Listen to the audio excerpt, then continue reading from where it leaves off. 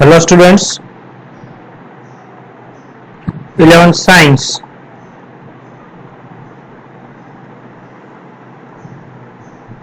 Maths. Chapter 1. આની પહેલાના લેક્ચરમાં આપણે યોગ ક્રિયા વિશે જોયું હતું. થોડુંક એનું પુનરાવર્તન કરી દઈએ. આ સિવાય આપણે છેદ ક્રિયા પણ જોઈ હતી. તો જો કોઈ ગણ a અને b સાર્વત્રિક ગણ u ના ઉપગણ હોય, આ જ રીતે છેદ ક્રિયામાં પણ, તો યોગ ક્રિયા માટે આપણે આવી રીતે વ્યાખ્યાયિત કરતા શીખાતા કે a યોગ b બરાબર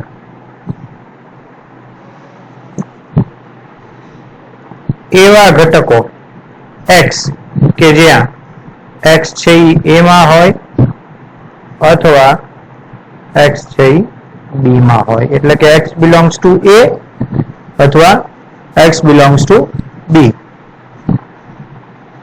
આ જ રીતે જો a છેદ b હોય તો એની માટે આપણે એવો x વ્યાખ્યાયિત કરી શકીએ કે જેથી x belongs to a અને x belongs to b. તો આ જોયા હતા આપણે. હવે આજે આપણે કેટલાક યોગ ક્રિયા અને છેદ ક્રિયા એના ગુણધર્મો જોઈએ છીએ. તો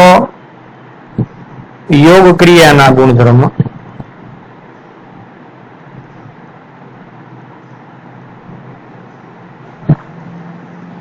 એમાંનો પહેલો ગુણધર્મ છે ક્રમનો નિયમ.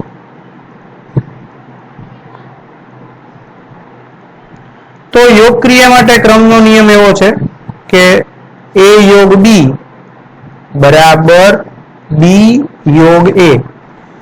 એટલે કે તમે a અને b નો યોગ લ્યો કે b અને a નો યોગ લ્યો, જવાબ છે ઈ સરખા આવે. ઉદાહરણથી સમજીએ આપણે. માની લ્યો કે a છે એમાં 1 અને 2 એમ સભ્યો છે, b છે એમાં 2 અને 3 એમ સભ્યો છે. હવે જો આપણે a યોગ b મેળવીએ એટલે કે 1,2 યોગ 2,3.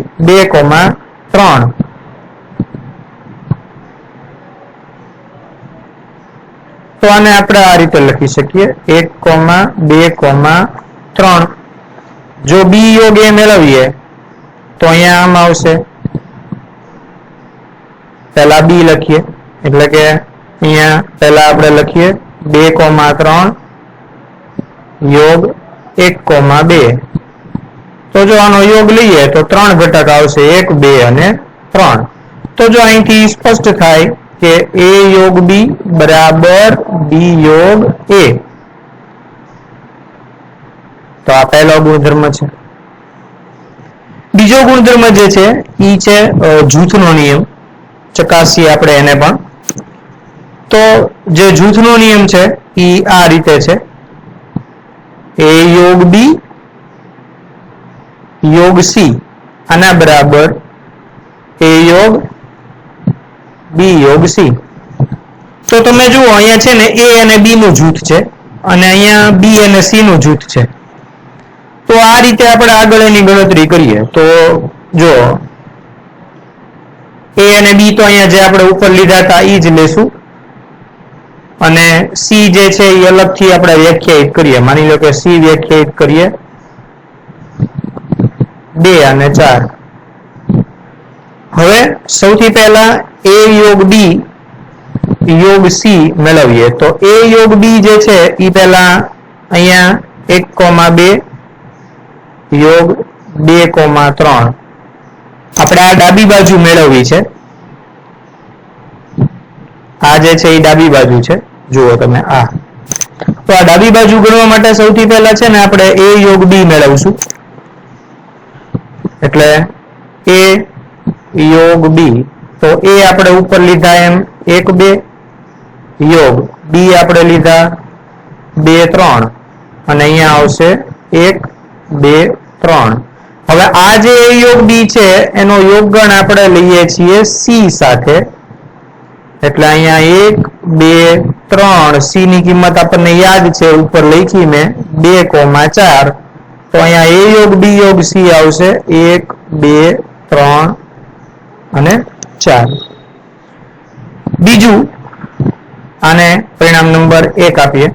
હવે આ બાજુ આપણે ગણવી છે, એટલે કે a યોગ b યોગ c ગણવા છે. તો સૌથી પહેલા જે કૌંસમાં આપ્યા છે એ ગણીએ, એટલે અહીંયા આપણે b યોગ c ગણીએ. તો અહીંયા b યોગ c એટલે અહીંયા આવશે 2,3, આ b ની કિંમત યોગ c ની 2,4. તો આ બંનેનો આપણે યોગ લઈએ. તો જો આનો યોગ લ્યો તમે એટલે અહીંયા આવશે 2,3,4. હવે આ જે b યોગ c જે આવ્યું છે એનો યોગગણ આપણે લેવાનો છે a સાથે. તો અહીંયા આપણે એનો યોગગણ લઈએ કે a યોગ b યોગ c. a ની કિંમત તમને ખબર છે 1,2 અને b યોગ c જે છે આની કિંમત આપણે અહીંયા મેળવી e, એટલે કે યોગ 2 3 અને 4. હવે જો આ બે નો યોગ લઈએ એટલે અહીંયા આવશે 1 2 3 અને 4. તો જો આ પરિણામ નંબર 2 આવ્યું. તો જો 1 અને 2 આ પરિણામ નંબર 1 અને 2 સમાન આવે એટલે આ નિયમ છે એ પણ સાચો છે. એટલે આની માટે પણ આપણે એમ કહી શકીએ કે a યોગ b યોગ c બરાબર a યોગ b યોગ c. તો આ યોગ ક્રિયા માટે આપણે બે નિયમ ચકાસ્યા. નિયમ નંબર 3. તો નિયમ નંબર 3 એવો છે કે a યોગ ખાલી ગણ બરાબર a. માની લો કે a યોગ ખાલી ગણ જો આપણે લઈએ, એટલે કે એનો ખાલી ગણ સાથે યોગગણ લઈએ. ખાલી ગણ એટલે એક પણ સભ્ય નહીં, a યોગ ખાલી ગણ. તો a છે 1 અને 2, એનો યોગગણ જો તમે ખાલી ગણ સાથે લ્યો તો અહીંયા આવશે 1,2. બરોબર, એટલે a યોગ એ છે ઈ a આવે. આ પણ અહીંયા આપણે a યોગ ખાલી ગણ જે છે ઈ a આવે. આ પણ અહીંયા આપણે સાબિત કરી શકીએ છીએ. ચોથું જોઈએ.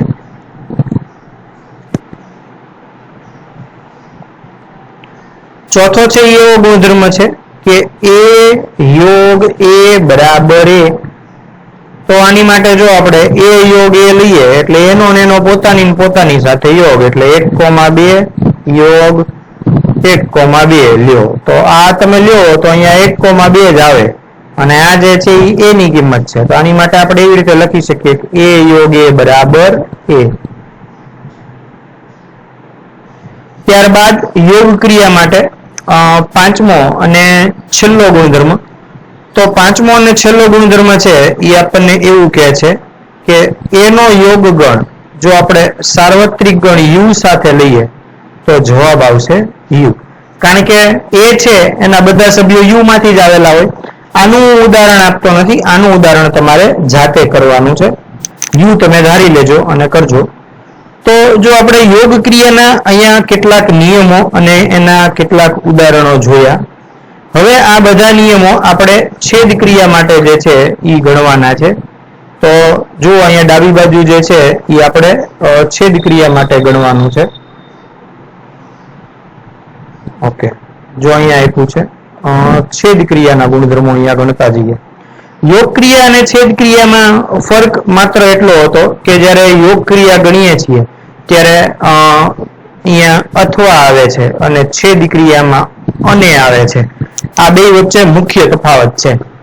તો હવે ડાબી બાજુ આપણે છેદ ક્રિયાના ગુણધર્મો જોઈએ. તો અહીંયા જોઈએ આપણે છેદ ક્રિયાના ગુણધર્મો.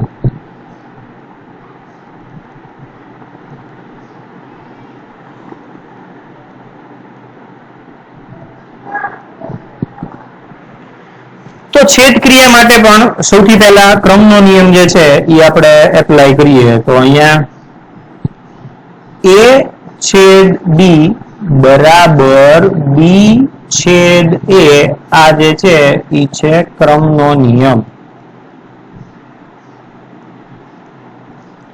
a b c જે અહીંયા આપ્યા છે એ જ લઈએ. તો a છેદ b મેળવીએ તો a અહીંયા આપ્યો છે. જો અહીંયા મેં ધારેલો છે, તમે આ બાજુ જુઓ તો એ જે છે એ 1,2 છે, બી જે છે એ 2,3 છે અને સી જે છે એ 2,4 છે. તો સૌથી પહેલા a છેદ b મેળવીએ તો a છેદ b જુઓ એટલે અહીંયા આવશે 1,2 છેદ 2,3. 2 નો છેદગણ જો તમે જોવા જાઓ તો એમાં આવશે 2. હવે આ જ રીતે b છેદ a મેળવીએ તો b આપણને આપ્યો છે 2,3 છેદ a આપણને આપ્યો છે 1,2. આ બે નો છેદ મેળવીએ તો અહીંયા થશે 2. તો આની ઉપરથી આવું થાય કે a છેદ b બરાબર b છેદ a. આ આપણે ગણી શકીએ. તો આ છેદ ક્રિયા માટે ક્રમનો નિયમ થયો અને ક્રમનો નિયમ જે છે એ યોગ અને છેદ બંને માટેનું સમાધાન કરે છે. તો અહીંયા એનો નિયમ આપણે ચકાસ્યો. ત્યારબાદ બીજો જે જૂથનો નિયમ છે, જો આ જે નિયમ છે ને એ જૂથનો નિયમ છે, અહીંયા લખવાનું રહી ગયું છે, આ છે ઈ છે જૂથનો નિયમ. તો અહીંયા છેદ માટે જૂથનો નિયમ આવો છે a છેદ b એનો જે છે છેદગણ c સાથે લેવાનો છે અને અહીંયા a છેદ અહીંયા લેવાનું છે b છેદ c. તો આ રીતે જે છે અહીંયાની ગણતરી કરવાની છે. a b c ની કિંમત જુઓ તમને અહીંયા આપી જ છે. તો સૌથી પહેલા જે છે એ આપણે ડાબી બાજુની ગણતરી કરીએ. ડાબી બાજુ એટલે આપણે આ ગણવું છે a છેદ b છેદ c. આ આપણે સૌથી પહેલા જે છે આની ગણતરી કરવી છે. તો મારે જે કૌંસમાં આપ્યું છે એ સૌથી પહેલા ગણવું પડે એટલે મારે સૌથી પહેલા ગણવું પડશે a છેદ b. તો a છે એ આપણી પાસે 1,2 છે છેદ b છે એ આપણી પાસે 2,3 છે. આ બે નો છેદ ગણ લ્યો એટલે બંનેમાં જે કોમન હોય એ જવાબ આવે. જુઓ બંનેમાં સામાન્ય શું છે 2, તો અહીંયા જવાબ આવશે 2. હવે આ જે જવાબ આવ્યો આનો છેદગણ મારે લેવાનો છે c સાથે. જોઈએ તો અહીંયા a છેદ b આનો છેદગણ હું c સાથે લઈશ એટલે કે અહીંયા 2 એનો છેદગણ c એટલે અહીંયા છે 2,4. તો જો અહીંયા જવાબ આવશે, જો અહીંયા સામાન્ય બંનેમાં 2 જ છે એટલે અહીંયા આવશે 2. આને આપણે આપી દઈએ છીએ પરિણામ નંબર 1. આ મેં ખાલી ડાબી બાજુ મેળવી. હવે આપણે આ જ ગણતરી જમણી બાજુ માટે કરીએ. તો જમણી બાજુ મારે ગણતરી જો કરવી હોય તો સૌથી પહેલા મારે આ ગણવું પડશે a છેદ b છેદ c. એટલે કે મારે પહેલા ગણતરી કરવી પડશે b છેદ c ની. b અહીંયા આપ્યો છે મને 2,3 છેદ c જે છે એ મને અહીંયા આપ્યો છે 2,4. એટલે જો અહીંયા જે પહેલા કૌંસમાં આપ્યું છે ને હું પહેલા મેળવું છું. એટલે અહીંયા કૌંસમાં છે ને મને આ b છેદ c આપ્યા છે એટલે આ હું પહેલા મેળવું છું. તો b છેદ c એટલે જુઓ તમે b અને c માં જે સામાન્ય હોય ને જુઓ એટલે અહીંયા 2 છે ને એ બેમાં સામાન્ય છે. જુઓ એટલે b છેદ c છે ને અહીંયા આવશે 2. હવે આ જે b છેદ c આવ્યા છે એનો પાછો છેદગણ લેવાનો છે a સાથે. એટલે આની પાછી આગળ ગણતરી કરીએ તો અહીંયા a છેદ અહીંયા ગણવાના છે b છેદ c. તો અહીંયા a જે છે એ આપણને આપ્યો છે 1,2 અને b છેદ c એ આપણને આપ્યો છે અહીંયા 2. આ બંનેનું સાદુરૂપ આપો એટલે આ બંનેનો છેદગણ લ્યો એટલે જવાબ આવે અહીંયા 2. એટલે આ જે છે એની પરિણામ નંબર આપણે 2 આપીએ. પરિણામ નંબર 2 જે છે એની ઉપરથી અહીંયા એવું સાબિત આપણે કર્યું કે તમે જો અહીંયા પરિણામ નંબર 1 જે છે અહીંયા જુઓ તમે ઉપર સરખાવો તો a છેદ b નો છેદગણ c સાથે લ્યો તો પણ જવાબ 2 આવે અને b છેદ c નો છેદગણ તમે a સાથે લ્યો તો પણ જવાબ 2 આવે. એટલે કે કોઈ પણ કેસમાં તમે જો a છેદ b છેદ c ગણો અથવા તો તમે a છેદ b છેદ c ગણો, પરિણામ સરખા જ આવે છે. એટલે છેદ ક્રિયા એવું કહી શકીએ કે જૂથના નિયમનું પાલન કરે છે. યોગ ક્રિયા અને છેદ ક્રિયા બંને.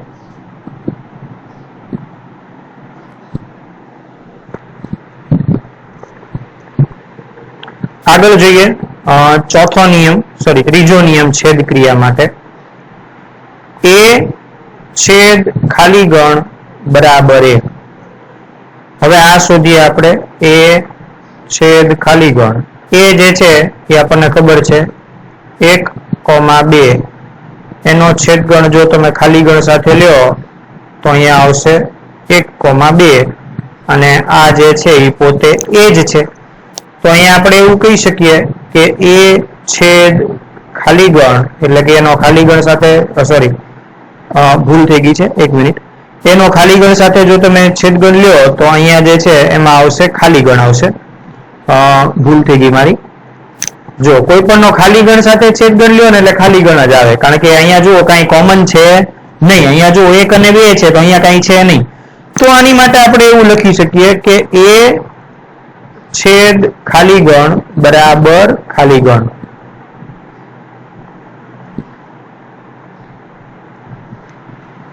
આ રીતે થાય.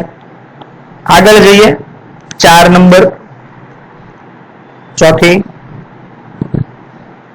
એ છેદ એ બરાબર એ. પોતાની સાથે જો છેદગણ લ્યો તો જે હતો એનો ઈ જ જવાબ આવે. ઉદાહરણથી સમજીએ.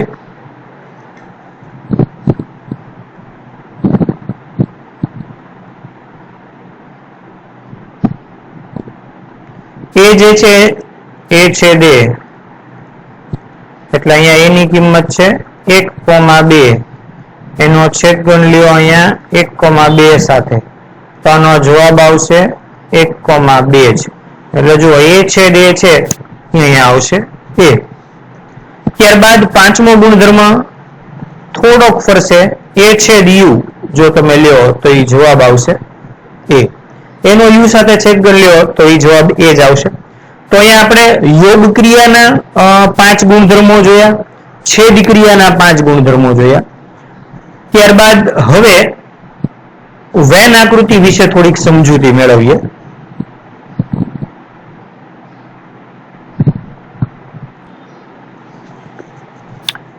વેન આકૃતિ વિશે થોડીક વધારે સમજૂતી આપણે અત્યારે મેળવીએ.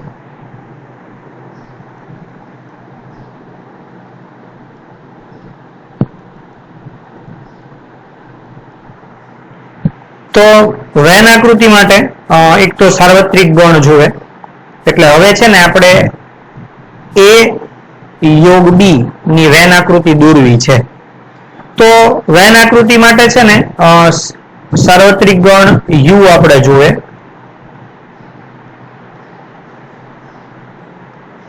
ત્યારબાદ એના 2 ઉપગણો જોવે એટલે કે એ અને બી. એ સાર્વત્રિક ગણ યુ છે એના ઉપગણ હોવા જોઈએ. તો એ યોગ બી ની વેન આકૃતિ કેવી થાય એ આપણે જોઈએ. તો એ યોગ બી ની વેન આકૃતિ, તો વેન આકૃતિને સૌથી પહેલા છે ને આપણે લંબચોરસ વડે દર્શાવીએ. આ જ્હોન વેન નામના ગણિતશાસ્ત્રીએ સમજાવેલું છે એટલે એના નિયમ પ્રમાણે જ આપણે કરવાનું છે. હું અત્યારે રફ ડ્રો કરું છું પણ તમે જ્યારે કરો ત્યારે સ્કેલ થી ડ્રો કરવાનું છે. તો આ જે લંબચોરસ જે દોર્યું એ સાર્વત્રિક ગણ યુ છે. તો હવે આના 2 ઉપગણ છે તો એમાં છે ને અંદર જે ગણ આવશે ને એ ગોળાકાર આકૃતિથી આપણે દોરવાના આવશે. જો આ છે એ ગણ એ અને આ બીજો જે ભાગ છે આ છે ગણ બી. હવે એ યોગ બી એટલે એ અને બી માં આવેલા તમામ સભ્યો. એટલે આ છે ને એ યોગ બી એટલે એમાં કયા કયા ઘટકો આવશે તો એ અને બી ના તમામ ઘટકો જે છે એનો સમાવેશ જે છે એ આની અંદર થઈ જશે. એટલે આ બધા ઘટકો આવી જશે એમાં. આ એ યોગ બી ની વેન આકૃતિ થઈ. આ જ રીતે જો આપણે એ છેદ બી ની વેન આકૃતિ દોરવી હોય તો આ જ રીતે આવે. હવે છેદમાં આપણે વેન આકૃતિ દોરીએ તો સૌથી પહેલા તો આપણે લંબચોરસ તો દોરવું જ પડશે. ફરી એક વખત તમને રિમાઇન્ડર આપી દઉં, હું અત્યારે સ્કેલનો યુઝ અત્યારે કરતો નથી પણ તમે જ્યારે કરો ત્યારે સ્કેલથી તમારે કરવાનું છે. તો આ સાર્વત્રિક ગણ યુ યુ જે છે એ વેન આકૃતિમાં છે ને ઉપરની સાઈડ જમણી બાજુ લખવાનું હોય છે, એવો એનો રૂલ્સ છે. આ જે છે મેં ગણ એ દોર્યો છે, આ જે છે ગણ બી દોર્યો છે, આ ગણ એ અને આ ગણ બી. અને આ જે આકૃતિમાં આચ્છાદિત ભાગ છે ઈ એ છેદ બી.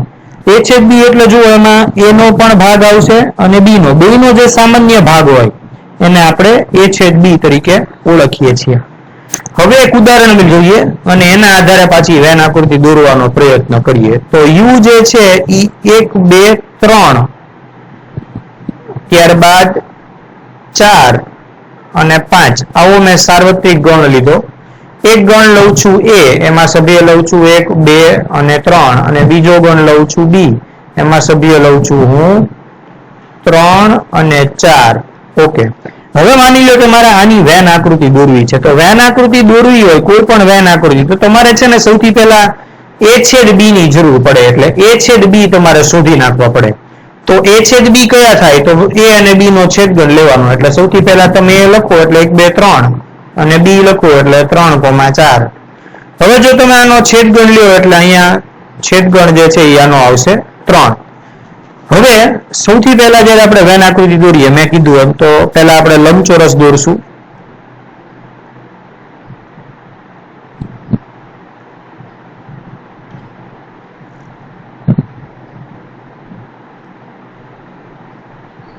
એની ઉપરની બાજુ જમણી બાજુ આપણે u નામ આપશું. અંદર 2 ગણ કરશું આપણે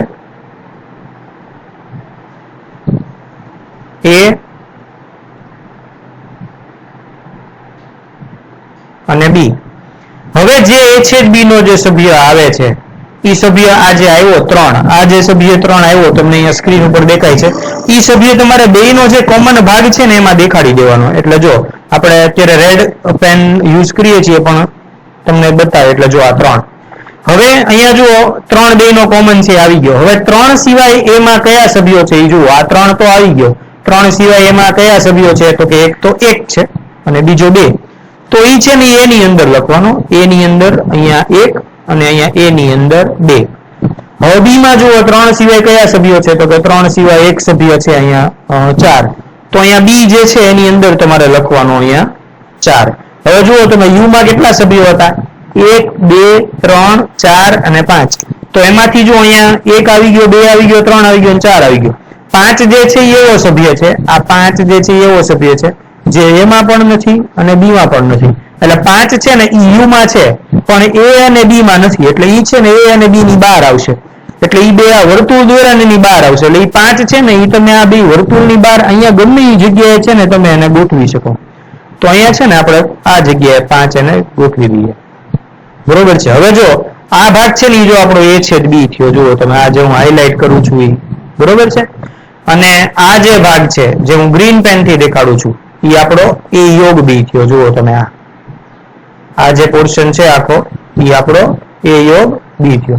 એટલે જો અહીંયા તમે a યોગ b શોધવા જાઓ ને તો a યોગ b એટલે a અને b નો યોગ ગણ. એટલે કે 1 2 3 યોગ 3 અને 4. તો અહીંયા છે ને જવાબ આવશે 1 2 3 અને 4.